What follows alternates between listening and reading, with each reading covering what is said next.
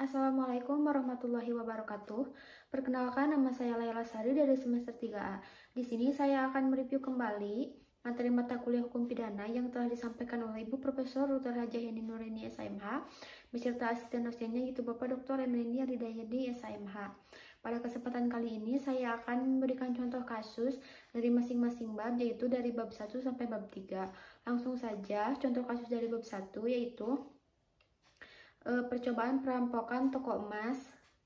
Pelakunya yaitu Juandi, 36 tahun, warga Jalan Jenderal Sudirman, Kelurahan Muara II, Kecamatan Prabu Mulih Timur, dan Surinto, 38 tahun, warga Jalan Ramagang, Tunggal, Kelurahan Muara II, Kecamatan Prabu Mulih Timur. Tindak pidananya yaitu percobaan perampokan toko emas memenuhi unsur tindak pidana karena ada niat untuk melakukan perampokan. Sifat melawan hukum karena merampok merupakan suatu kejahatan. Ada dua orang atau pelaku yaitu Juandi dan Surinto. Keduanya mencoba melakukan percobaan pencurian terhadap pemilik toko emas Sinar Jaya Amin bin Aman, warga Jalan Jenderal Sudirman, Kelurahan Pasar 1, Kecamatan Prabu Mulih Utara, Rabu, tanggal 2 bulan 5 sekitar pukul 12.30. Akibat dari tindak tersebut di atas didakwa pasal tunggal yakni pasal 365 ayat 1 KUH Pidana junto pasal 53 ayat 1 KUH Pidana bahwa terdakwa mencoba melakukan kejahatan, mengambil barang sesuatu yang seluruhnya atau sebagian kepunyaan orang lain, maksudnya untuk dimiliki secara melawan hukum, yang didahului disertai atau diikuti dengan kekerasan terhadap orang dengan maksud untuk mempermudah pencurian pada waktu malam hari dalam sebuah rumah dilakukan oleh dua orang. Perbuatan kedua terdakwa tersebut juga dapat diatur dalam pasal 365 ayat 2 dengan hukuman penjara selama-lamanya 12 tahun. Ini diperjelas dengan pasal 365 ayat 2, 1E dan 2E bahwa perbuatan tersebut dilakukan pada malam hari dan dilakukan oleh dua orang bersama-sama. Jadi hukuman yang diberikan kepada terdakwa menurut pasal pidana tersebut selama 12 tahun, tetapi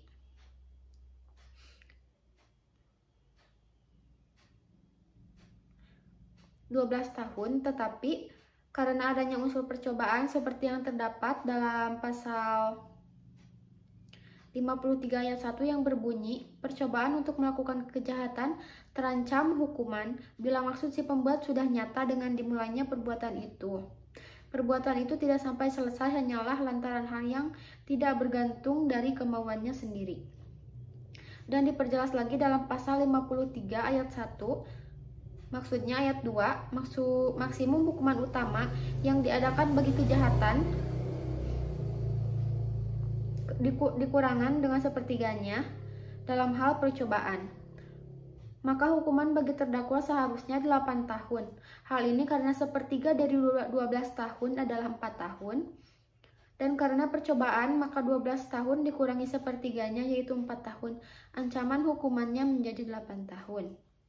Kemudian contoh kasus dari bab 2 yaitu yang akan saya jelaskan yaitu membantu melakukan. Contoh kasus tindak pidana pembantuan pembunuhan, Nanda divonis 7 tahun penjara. Kamis 10 Oktober 2013 jam 3.31 waktu Indonesia bagian Barat, dua pelajar terdakwa kasus pembunuhan, Nanda Amelia Setyowati 15 tahun divonis 7 tahun penjara. Hukuman tersebut lebih ringan dari tuntutan jaksa penuntut umum yakni selama 8 tahun. Para terdakwa yakni Yudi Satria 17 tahun dan Dirgantara Bagus Dwi Cahya 14 tahun. Mereka membunuh Nanda di TK Tunas Wisata Ambarukmo Catur Tunggal, Depok Minggu lalu. Para terdakwa dinyatakan terbukti bersalah telah melanggar pasal 340 junto 55 KUHP tentang penganiayaan yang disertai pembunuhan berencana secara bersama-sama. Namun mereka mendapatkan keringanan hukuman karena masih berusia muda serta mengaku menyesal telah melakukan pembunuhan. Jaksa penuntut umum Wahyu Handono mengatakan akan masih pikir-pikir terkait vonis yang diberikan. Kami masih pikir-pikir juga. Kalau penasihat hukum mereka banding, yang pasti kami juga akan banding katanya. Sementara itu, Kedua terdakwa menyatakan dan pikir-pikir setelah divonis selama 7 tahun penjara. Konsultan hukum keluarga korban Triandi Mulkan mengaku kecewa atas vonis yang lebih ringan lantaran para pelaku telah merencanakan pembunuhan terhadap Nanda. Ia menilai pembunuhan terhadap Nanda dilakukan secara sadis sehingga menurutnya hukuman yang diberikan seharusnya lebih dari 7 tahun penjara. Keluarga korban sangat kecewa dengan vonis ini, katanya. Triandi juga mengatakan saksi Elvira seharusnya dapat menjadi terdakwa. Saksi dinilai terlibat dalam pembunuhan lantaran ia melihat kejadian namun tidak melaporkan kepada kepolisian. Sementara itu, terdakwa Safri Setiawan 15 tahun divonis 4 tahun penjara dan Aris Yunanto 13 tahun divonis 1 tahun penjara. Vonis tersebut juga lebih ringan dari tuntutan, yakni 5 tahun penjara dan 4 tahun penjara. Mereka dinilai telah melanggar pasal 340 junto pasal 51 ayat 1 KUHP tentang pembantuan pembunuhan berencana. Vonis ringan tersebut dijatuhkan lantaran keduanya masih berusia muda. Sebelumnya, Nanda telah ditemukan tewas di TK Tunas Wisata pada Ahad lantaran dipukul menggunakan batu sebanyak 4 kali di bagian kepala. Pembunuhan secara bersama-sama ini dipicu karena korban dinilai menjelek-jelekan Yudi Satria. Yudi yang juga sebagai mantan pacarnya merasa sakit hati sehingga meminta korban datang ke TKP dan dibunuh secara beramai-ramai. Kemudian dari kasus ini di atas merupakan tindak pidana karena orang bernama Elvira yang telah disebutkan di atas telah melakukan tindak pidana pembantuan karena dia tidak ikut melakukan tindakan yang telah menyebabkan hilangnya nyawa Nanda. Dia tidak ikut perbuatan aniaya dengan memukul menggunakan batu, tapi dia hanya diam saja dan tidak melaporkan kepada yang berwajib ketika terjadi insiden tersebut. Kedua adalah apa yang selanjutnya.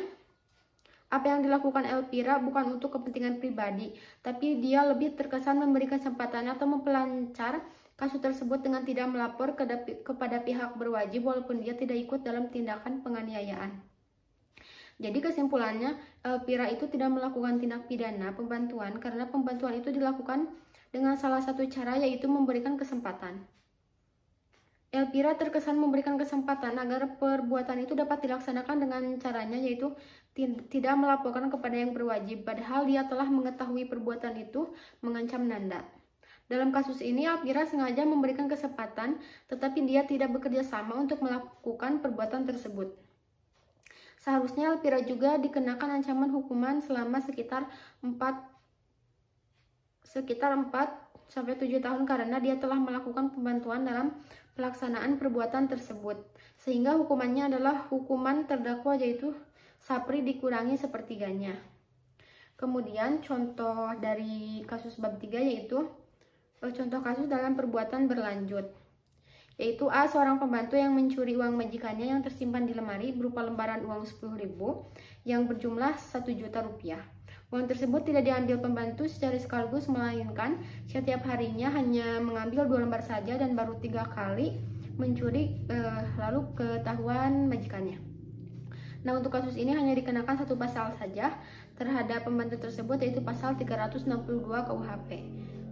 Mungkin sekian saja review dari saya. Mohon maaf bila ada kesalahan. Wassalamualaikum warahmatullahi wabarakatuh.